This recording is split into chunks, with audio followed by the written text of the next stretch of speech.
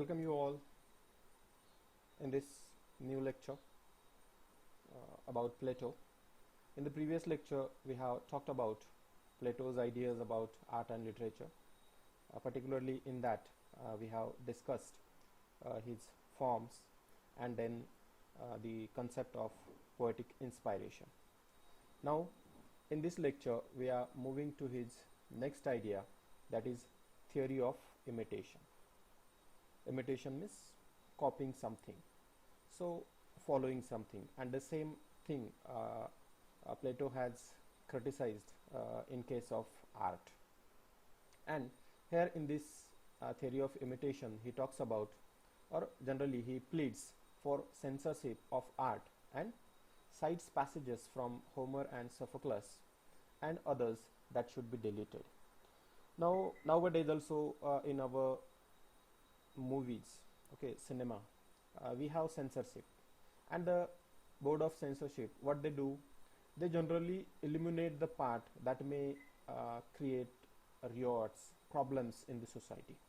And the same thing Plato has asked, Plato pleaded for that at his time, and because he cites some of the pages from Homer, Sophocles and other writers of that time, that should be eliminated, that should be deleted.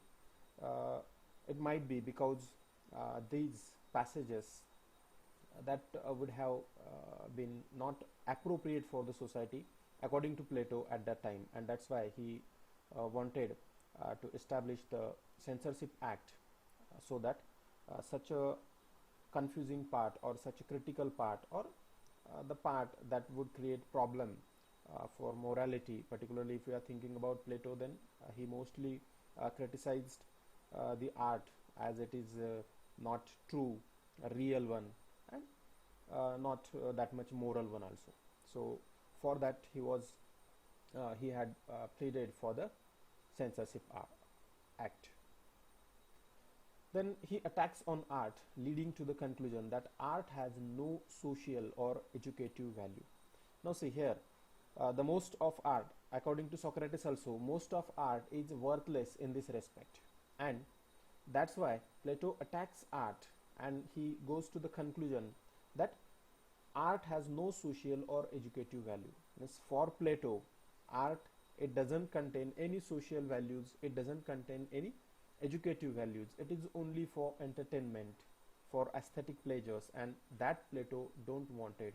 He reject that value of the literature, of the art, and so he says the art should be banned from ideal state.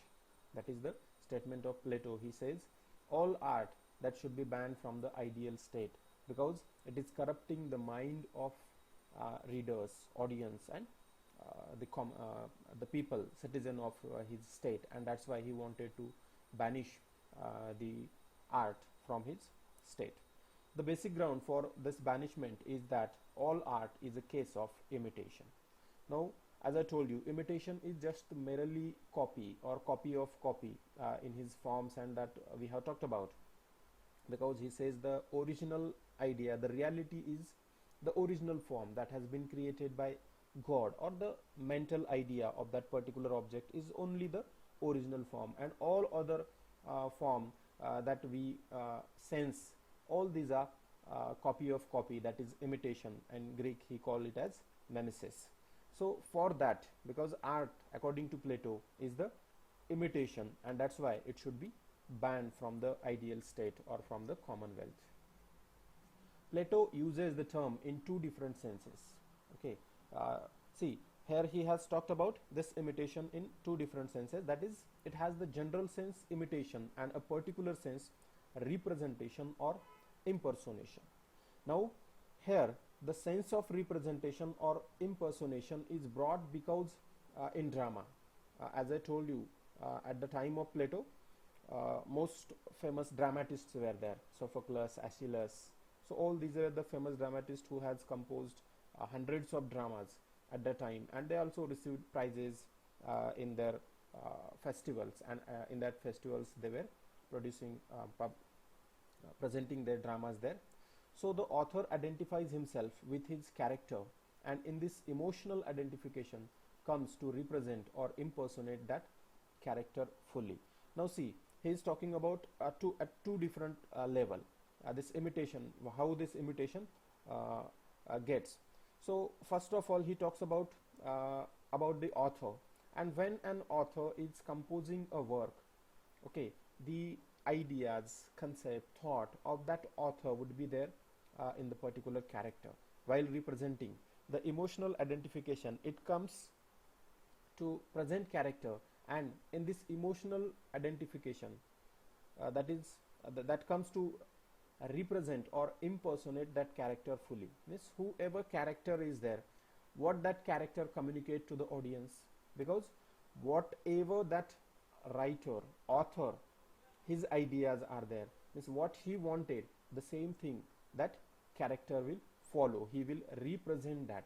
Means whatever ideas that artist has, that author has, he has imitated that, and that imitation would be again imitated by that character. Means the character is representing the things that are not real, that are only imitated from his author.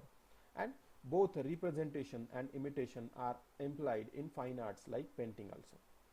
This representation is there.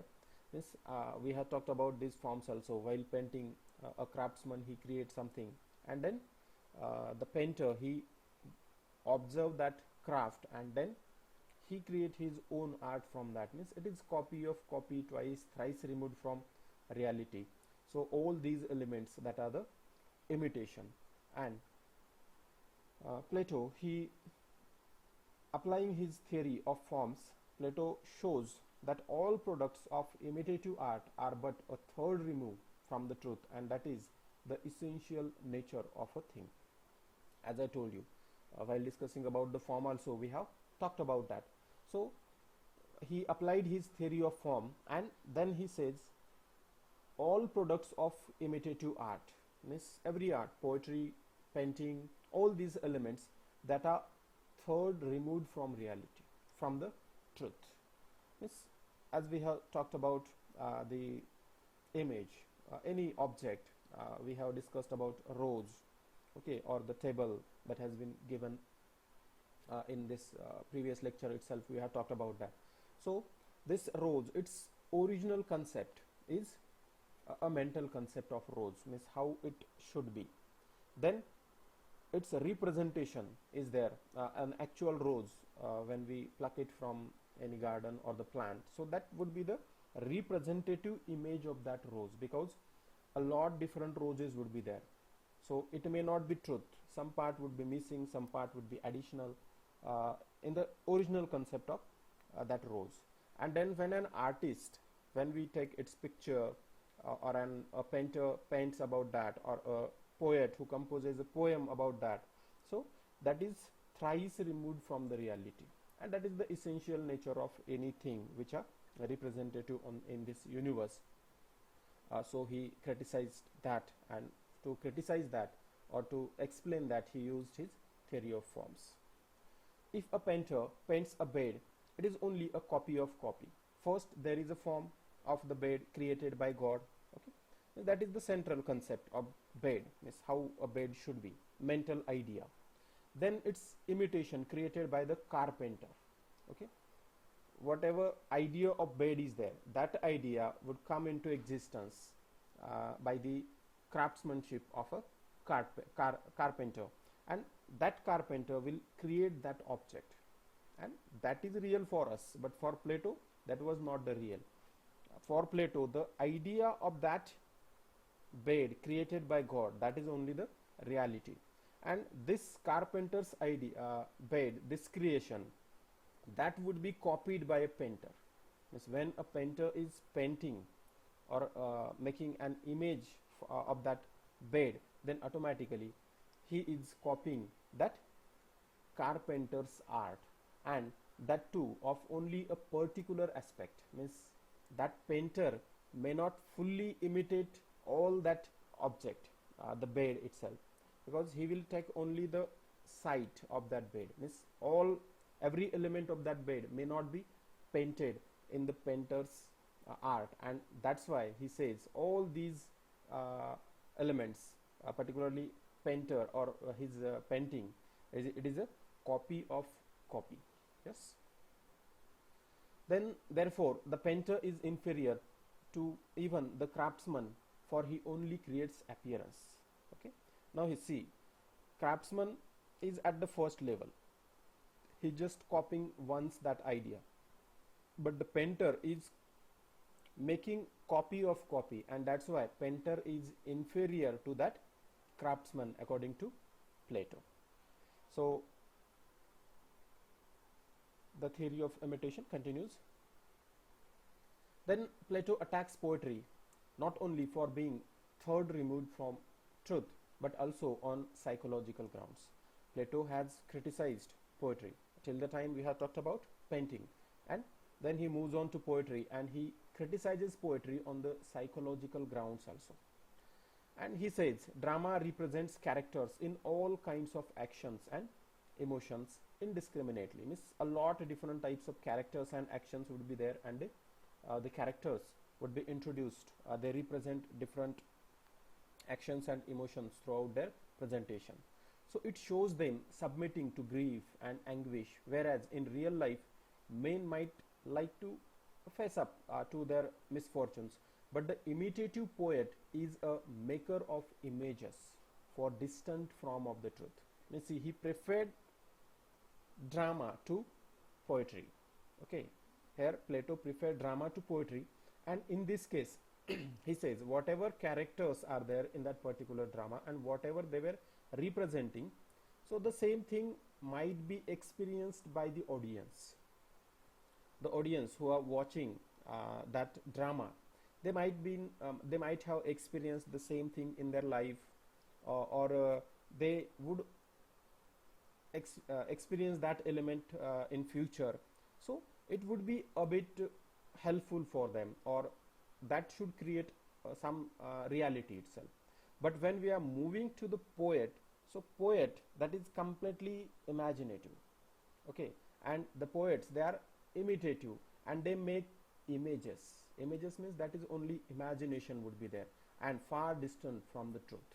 So when we read poetry at that time, okay, according to Plato, whatever he might have read at that time, so by that, by his analysis, he says poets, they only makes imaginations, and that imaginations would be represented throughout their poem, and so that is completely away from the reality.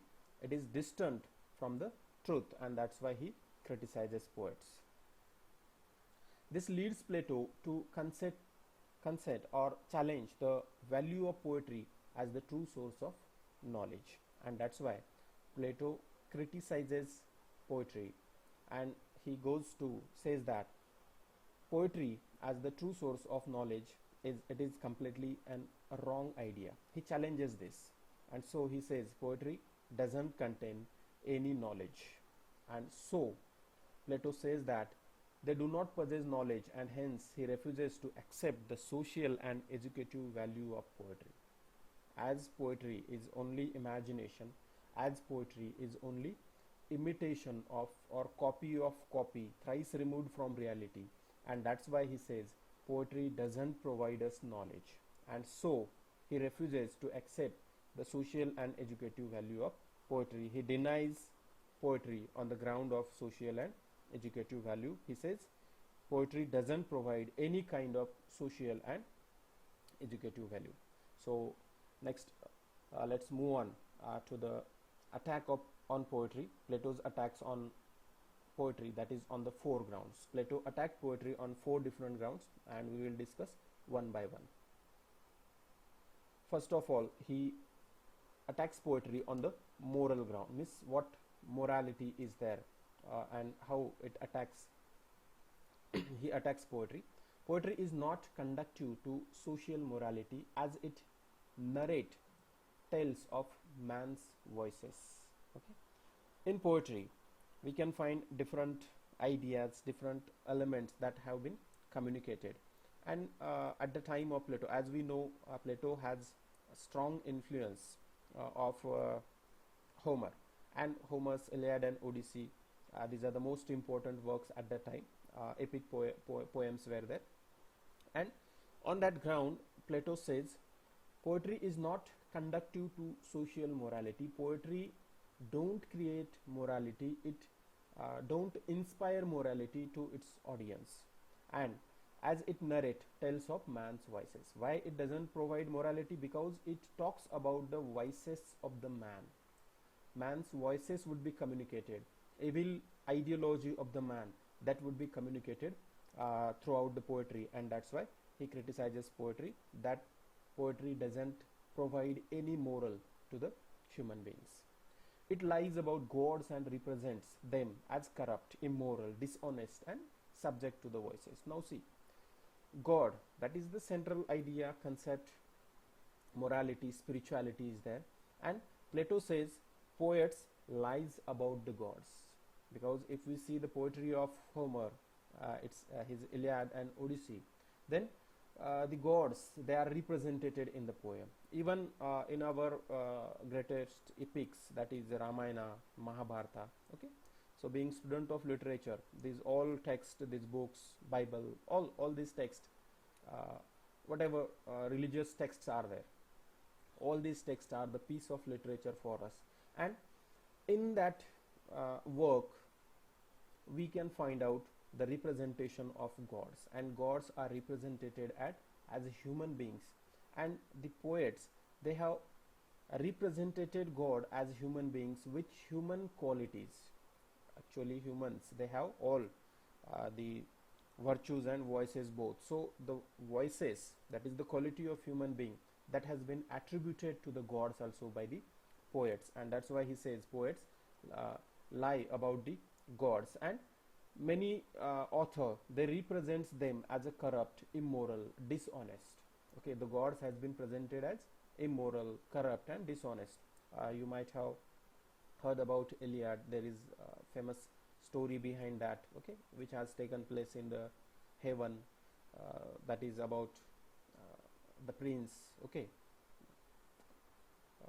the prince of Troy, and the god of God in Greek mythology, that is Zeus.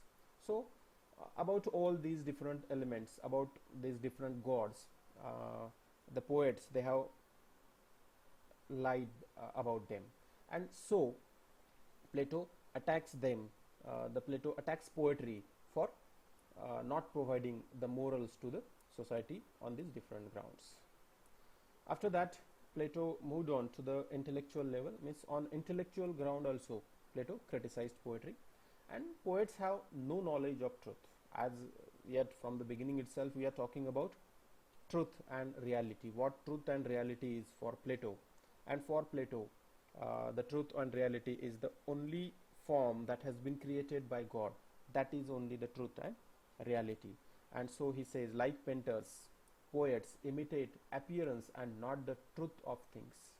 Okay, poetry is thrice removed from reality, that we have just talked in the previous part. So that's why also he attacks poetry on the intellectual ground. After that, the third ground on which Plato attacks poetry, that is emotional ground. So on emotional level, what happens? See, poetry except lyric poetry. Now see, here in this his whole ideas, only one form of poetry Plato has excluded in from his attack. Means he hasn't attacked on lyrical poetry, because see, lyrical poetry is something, according to Plato, it is a creative art. Okay, and that's why poetry except lyrical poetry, all other kinds of poetry, that is epic, tragedy, comedy, are imitative for Plato, according to Plato. And in imitative poetry, the poet and the reader identify themselves with fictitious characters, because all these are imaginative ideas that has been provided by poets, and that's why these all ideas that are imaginative are fictitious. Okay, the fictitious characters are there, imaginative characters that has been introduced by the poets throughout their poetry, and that's why these elements, they are not a good one for the uh, human beings emotional ideology, because these are related with the emotions. And here in this part only he uh, left lyrical poetry from his attack, because lyrical poetry is a bit creative one, and that's why he hasn't included it, the lyrical poetry, in his attack. See, when we move on to the lyrical poetry, at that time we can find out in lyrical poetry there would be particular rhyme, rhythm. So poet takes effort to create rhyme and rhythm in that poetry. So it is a bit what we can say creative one. Means the creation of that poet would be there in that, because rhyme, rhythm, that may not have been created by God. So on that ground only he excluded lyrical poetry from his attack. Other imitative poetry is full of the vulgar and sensations, because it is very much easy to imitate baser part of the soul. Now see, he is moving towards the spirituality, the ideas that we capture. Now human beings are there, and he says the imitative poetry is full of the vulgar and sensations. Means it is imagination, and we know how we can imagine, or what we can imagine. There is no limitations for imaginations, and these imaginations that are full of vulgar and full of sensations, according to Plato, because it is very much easy to imitate baser part of the soul. Baser part means that is the voices we imitate very fast, because when we are going to do a good thing, okay, it takes a lot time. In our day-to-day life also, when we have to adopt something good, then it takes time, a lot criticism would be there, then challenges we have to face, so many challenges we have to face. And this is about the good things, virtues, and when we are trying to capture virtues, we are going to do some good things, at that time we face so many problems. But when we are going to do some evil elements, some bad things, then definitely it would be more easiest for us, but its impact, what will happen later on, that would be not good one, definitely. But it is easy to imitate that bad ideas of the soul, and that's why Plato says this imitative poetry, it affects on the emotional ground of the ideas, and generally with that the audience, they accept bad elements very fast. Then tragedy, he talks about tragedy that gives uncontrolled expression to the emotions of pity and fear, forcing the audience to play woman's part. Now see, this may also be criticized by the feminist, okay, because in general now these things are from 4th century BC, okay. So Plato says tragedy gives uncontrolled expression. As we know, when we are watching a tragedy, then it captures our emotions, we get involved into that, and many a time we cries with the characters also.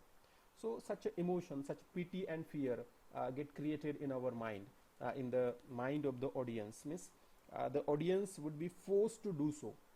They move on to pity and fear, and according to Plato, this is women's part. Means the men who are watching that, generally at that time most of the men, they were the audience, and when they are crying with the characters, they are feeling pity and fear, okay. So these are the womanly ideas, womanly qualities according to Plato, okay.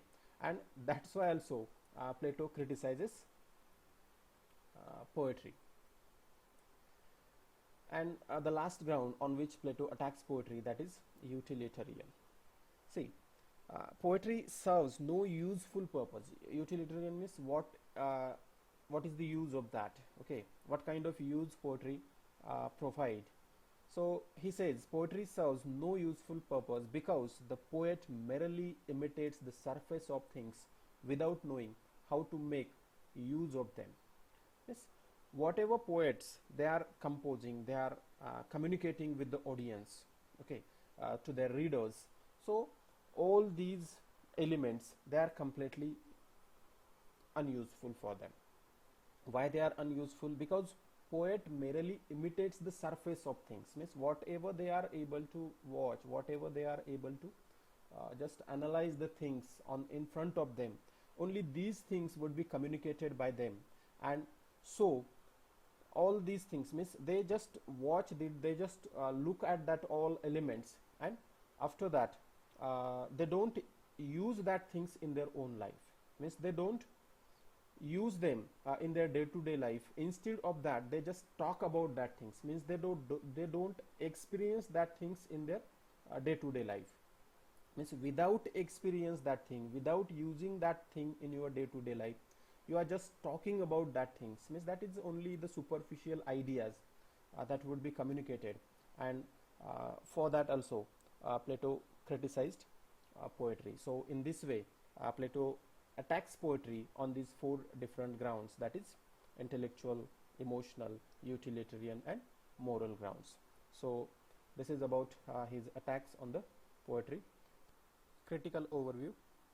So here we are going to conclude, and Plato is also criticized by some of the authors, some of the critics, and among that the first criticism against Plato is the harsh criticism and the extreme penalty of exile for the poets might seem irrational, and one may be justified in one's criticism of Plato for ignoring the aesthetic aspect of literature and not recognizing that art does try to search for truth which intellect cannot reach with mere logic.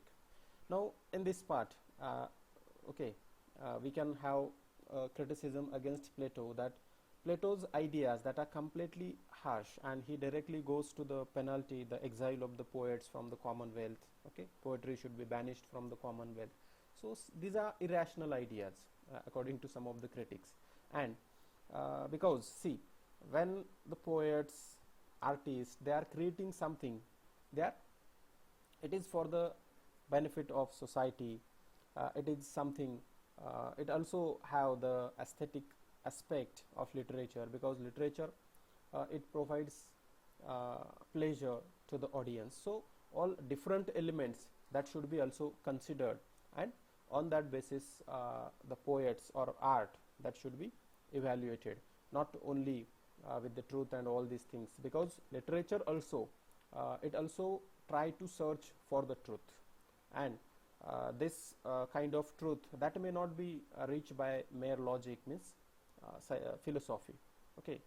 Many a time where philosophy cannot reach, at that time literature, the poem, poetry and art, that may reach, and that's why we cannot neglect this strength of literature according to some of the critics. However, it must be remembered that Plato had concentrated himself alone with the social and educative value of art, and especially because poets in his time were considered as the most important source of truth and knowledge. Now, second criticism was that Plato he concentrated alone with the social and educative value. In most of his ideas, we have discussed that Plato has talked about that this literature, art, it doesn't provide any social and educative value. It is imitation, mimesis. It is twice removed from reality. So it is completely unuseful.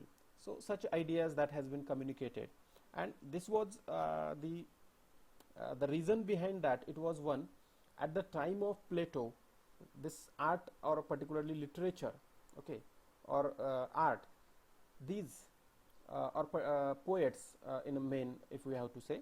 So the poets were considered true source of knowledge or truth.